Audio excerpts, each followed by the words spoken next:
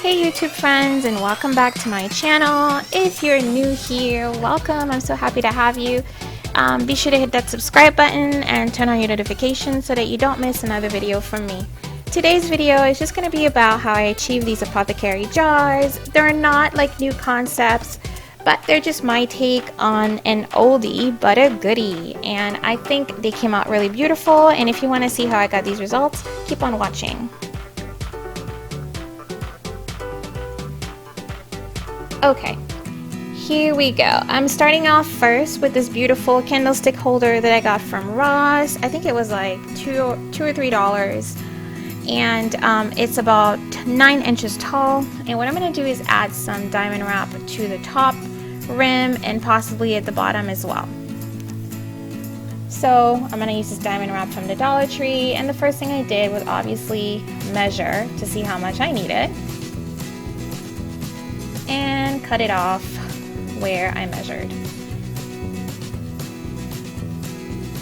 Now the diamond wrap is a 5-row ribbon, and this really was a little bit too big for it, so I ended up cutting it down by 2 rows. So I cut 2 rows off and was left with a 3-row ribbon and a 2-row strip of ribbon.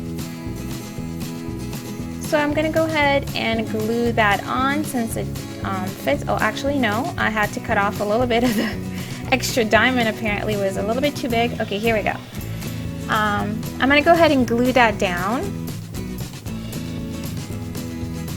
And I like to add the glue to the little diamond pieces themselves. This is a low temperature hot glue gun, and it's so old, but it still works. And I will just add it right there, and I burn myself a lot less with this gun. That's why I use it more often than the other high temp. So I just add a little bit of glue to the ribbon, like every so often, about 1/4 of the way each time, and I just keep adding more, and then I keep wrapping it around, keeping it pretty nice and taut. And it's pretty self-explanatory, and I just kind of roll this around in my hands, and I felt that that was the easiest method to do this for me. And I went ahead and removed some of those webs. So the other 2-row strip, I'm actually going to add it right here in the middle. It's just an extra detail, following the exact same method that I did earlier. So now you get the idea. I just add a little bit of glue as I go along, and this is what I end up with.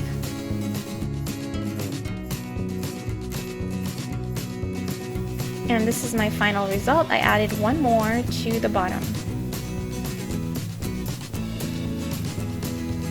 Now I have this acrylic candy dish that I got at Walmart. I really like this one because it has a really nice pretty top, and it's about 12 inches tall with the lid on it. So I'm gonna go ahead and beautify this a little bit. It's a little bit plain by adding some of that diamond wrap ribbon to the lid. Now I believe this is 2 rows of ribbon. Oh no, it's 3 rows of ribbon. This is 3 rows of ribbon that I'm adding to the top. Using the exact same method, I will glue it on. And this is what I ended up with.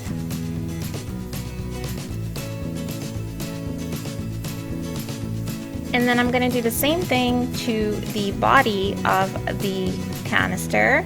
Measure, cut, and glue, and this is what I ended up with. And finally, this is my first canister that I did. I mounted it onto the candlestick holder, and I think it looks beautiful. It was so plain before, but now it is a little bit more elevated with a little bit more detail.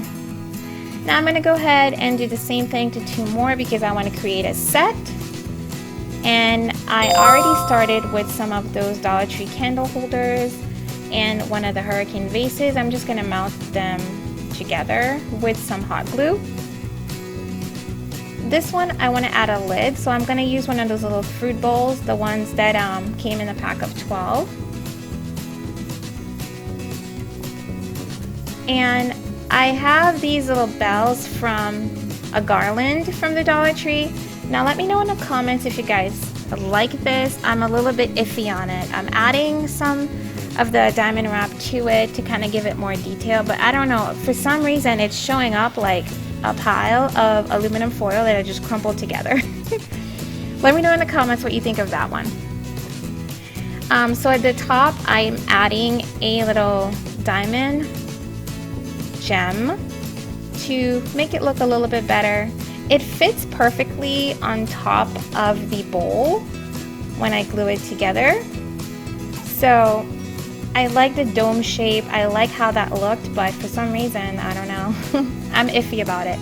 Now to the same fruit bowl, I am also going to be adding more of the diamond gems, and I lost one.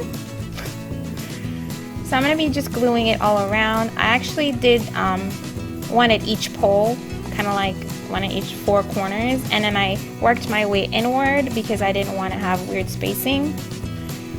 And this is what I ended up with. It's not the best method. Actually, you can just kind of line them up and do one next to the other and you end up with no weird gaps.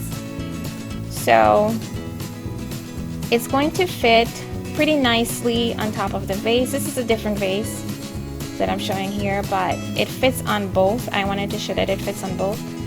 And this is the final result with the bell. Let me know what you think of this bell. I don't know.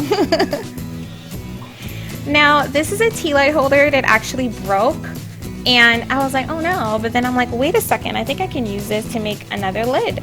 So it fits perfectly on that little groove on the cup, and I was pretty excited. It just happened to break that way. So the part that broke, I'm just gonna go ahead and add a diamond gem to it and just glue it on. And there we have it. I'm just gonna glue them both together and keep the pieces, and this is the final look. It actually looks like a little margarita glass. And that's going to be the cover for the other vase that I beautified the same way. And this is it, guys. These are all 3 of the vases together. This is what I came up with. I thought they came out really nice. It looks like it's a set, like I bought it that way. And I think they look beautiful. Let me know what you guys think of the bell again. And yeah, if you like this video, give it a thumbs up. Please subscribe, and I will see y'all in the next video. Thank you so much for watching. Bye! Oh yeah, I'm not sure if I should put more diamonds on the other one. Let me know about that one too. Bye!